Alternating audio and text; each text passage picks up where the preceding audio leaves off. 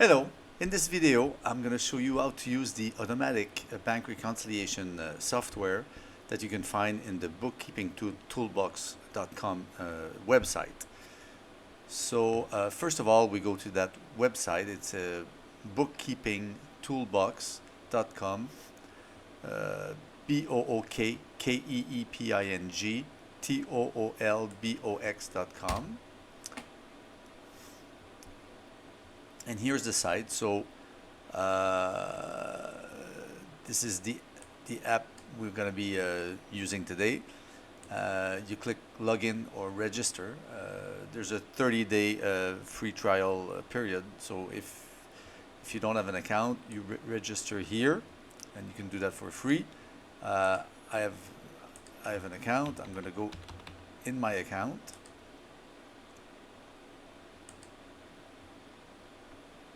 And here it is.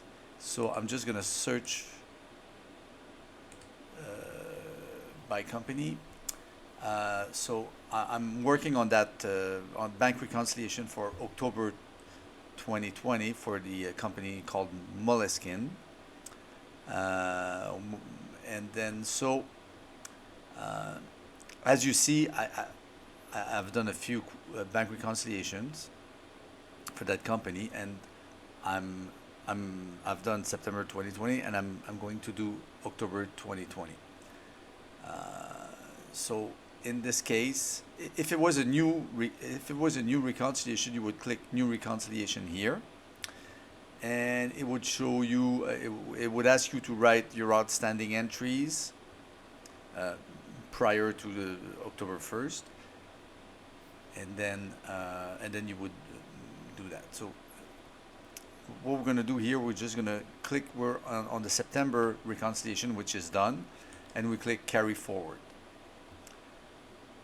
Carry forward carries forward our outstanding accounting entries and outstanding bank entries if there's any. So what you do here, since we carried forward Moleskine, it already writes the name Moleskine here, and you cannot change it. You have to select your period ending. So this is the bank reconciliation ending on October 31st, 2020. Here you want to write your balance from your accounting software and the balance from your bank statement.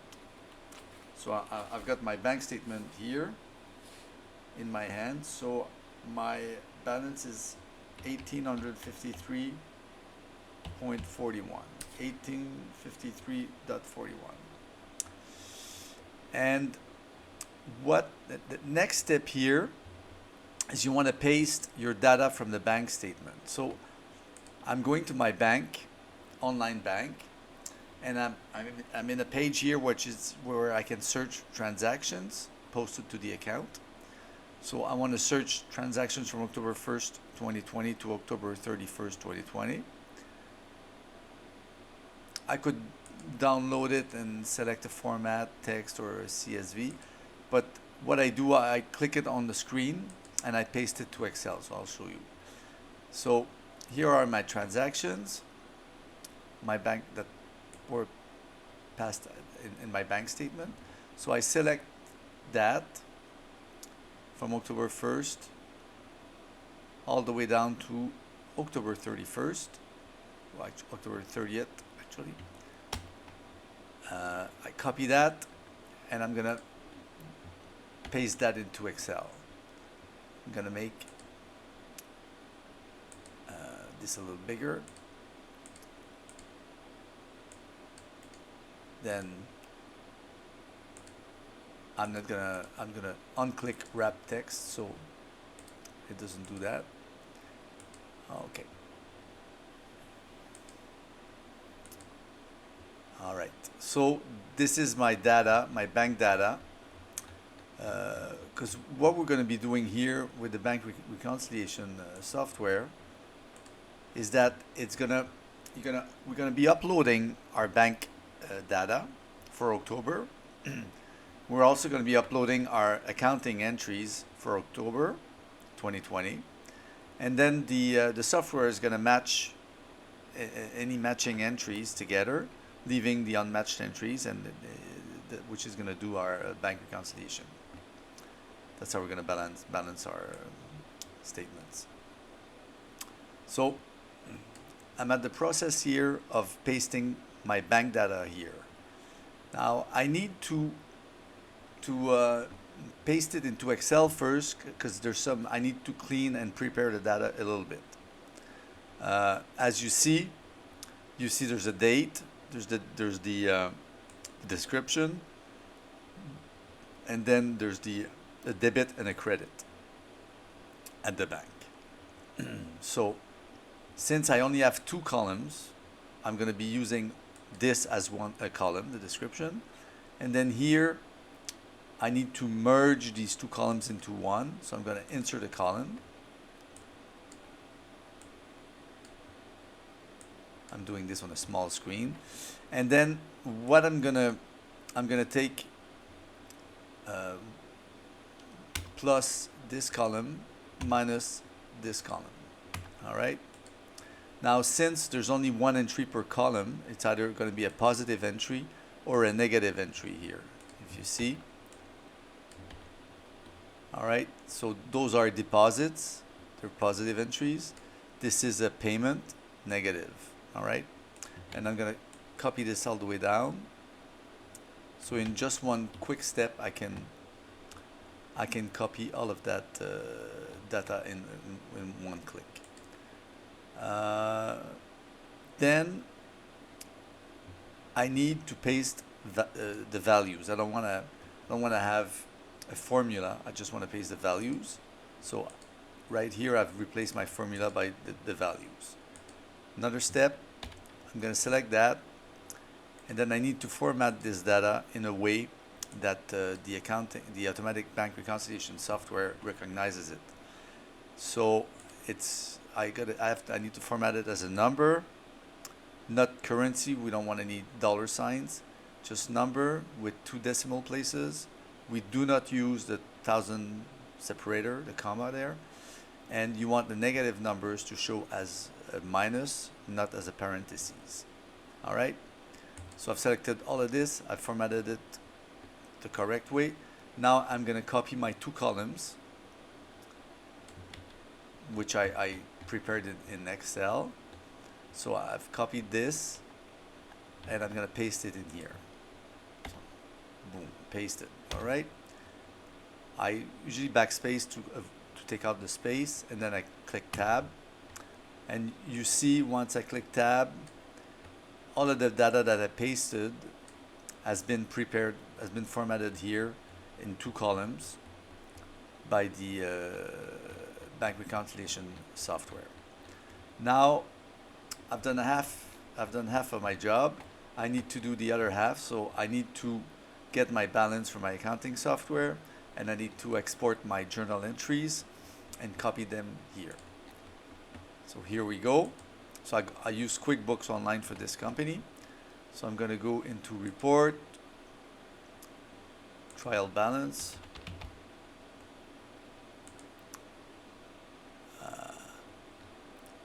My date is from October 1, 2020 to October 31, 2020. Run report. All right, so it shows me that my bank balance is minus 14,757.07. So I'm going to put it here. Minus 14,757 plus minus dot 47, was it? 07. Okay, minus 14,757.07. Minus 14,757.07. All right, we got that. Now I need to get my data from QuickBooks. I'm going to export it to Excel, and then prepare it to copy it inside the bookkeeping toolbox software there. Okay, so I see that I've got data going from October 1st to October 31st. Right.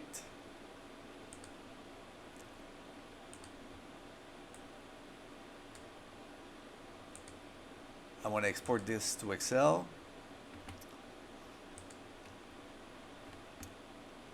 So here I am. I'm in Excel. Oh, it's a bit. I'm doing this on a small screen, so this. Yeah, I need that.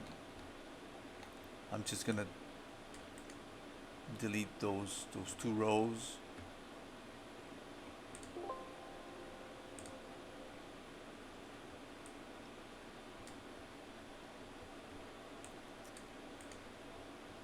Okay. Okay. So now, QuickBooks gives you the data in the right format that we need in one column. It doesn't give you debit and credit, so that's fine. We're good. So we got our checks here in minus, and we got our deposits in positive number. I'll still need to format just to make sure. Very important, because so you need to format it as a number, 2 decimal, no thousand separators, and the minus sign for negative numbers, not the parentheses. Here it is. So the format is done, and now I can copy another column. What I'm going to do, this is the description, this is the check number or the entry number, and there's another description here that is some more data. So I'm going to merge these 3 columns into one with the formula, with the function concatenate. All right, I do that. So the function is you write this parentheses, and then your first cell, comma, then the second cell. But if you want, I want a space in between those 2 cells.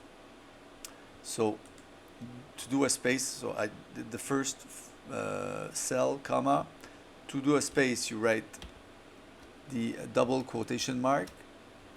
And so double quotation mark, space, double quotation mark. That's going to give you a space. Second column, second cell, excuse me, comma.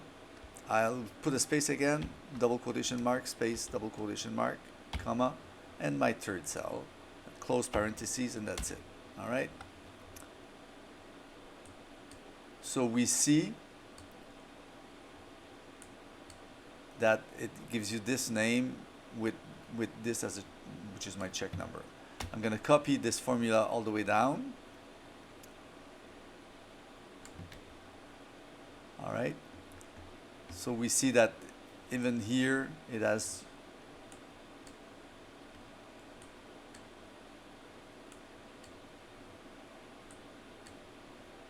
well, you may not be able to see it anyway. Okay.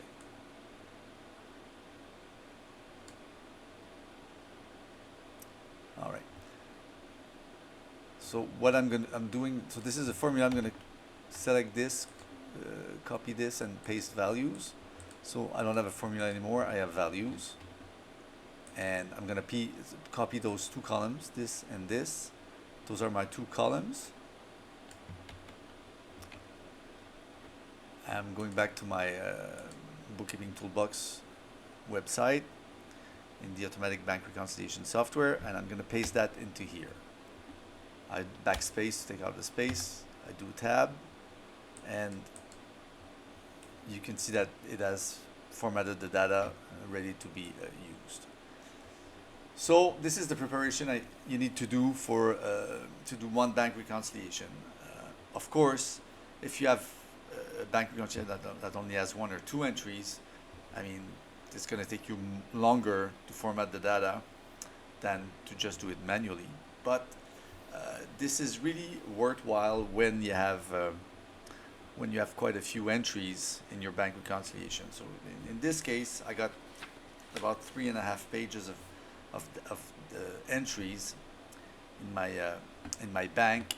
So it is time consuming to if I would do it manually, I would print my journal entries and then I would compare each one. when I find my journal entry with my bank entry, the same entry, I would check both of them, uh, and so on and so forth. This is the bank reconciliation process to check or tick the matching entries. And this is where, and which is time consuming, and this is where the software is really good. It does that automatically once, of course, once you've prepared and uploaded the data. Now, this is what we've done. We've have our balance, our two balances, our two sets of entries, and I've got my outstanding entries from the previous month. Just need to, I need to submit it.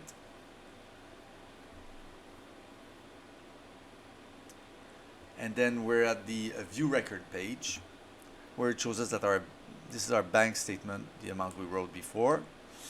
It has calculated the list of outstanding checks, the list of non-entered checks deposited from the bank entries, and the balance from our book balance. Now, already with the entries that have been uploaded, the software tells us that there's a difference of 0. So we can do our matching, and we will balance at the end, because if you add up the outstanding checks, the outstanding, and if you add up all the accounting entries, you add up all the bank statement entries, plus your balance from the bank statement, plus your balance from your accounting book, we equal the same numbers, we balance. Now, we're not finished, but it's just a really good step, because before that, you would I would take like 8 pages of data and reconcile it manually, and at the end I would not balance because there was a problem, or I would not have, I missed a tick, and then you have to start over again. It can get long and time consuming. So this is a really cool feature that right away it shows you if you're going to be balancing or not. Now, if there's a difference here, if it happens that there's a difference here, it means that there's a mistake somewhere. So I stop here, I go back, I double check my what I've uploaded. Maybe I made a mistake with my balances. Now it's better to fix the problem before going forward, because you're going to be wasting your time. That's it. All right. So the next step, once we have uploaded here, we're in the view records page. We want to match the record. So it's going to match every transaction that it finds a match on the accounting side and the bank side. All right. As an example, you see that there's this entry of $33.33, which was matched with this deposit 33 and 33. So there was the software made a check. All right. So we can go to the report page and see this leaves only the unchecked entries, and we see that we have a difference of 0. Our end balance is minus 47,757.07, and we balance. Okay, if I go back to the result page, there's 2 more features that we can use after the matching. You can select reverse charge. You can match reverse charge. A reverse charge would be, well, let's see if there's any, would be like a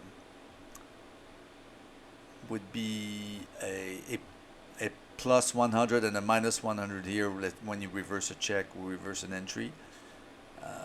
So those 2 entries are on this side, on the accounting side, but they would not appear on the bank side, so they would not be checked off. So to get rid of them, you need to check your reverse charge.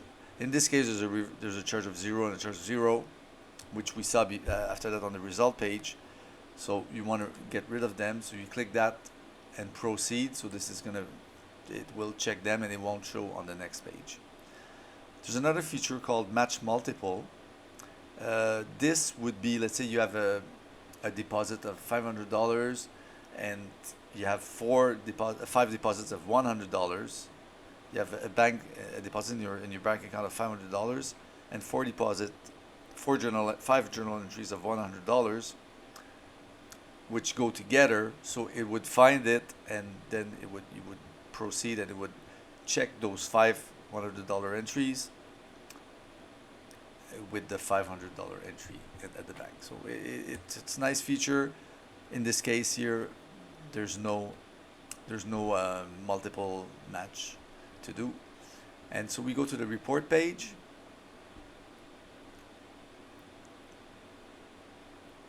and that's it. We want to print it. It's done. So I have a few bank entries that I did not enter, which I didn't know. So what I'm gonna do, on my on no, I'm gonna enter those entries, or maybe I'm gonna make sure those entries are entered on the November 1st, 8th, and then when I reconcile November, they're gonna be matched and be taken out. All right. To print this, you click print.